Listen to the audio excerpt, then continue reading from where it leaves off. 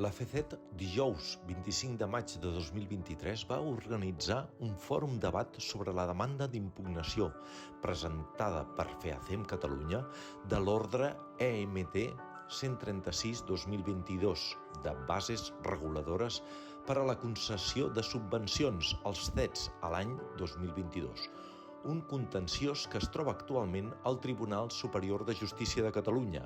Ha estat impugnada per manifestes infraccions, tant de forma com en el fons.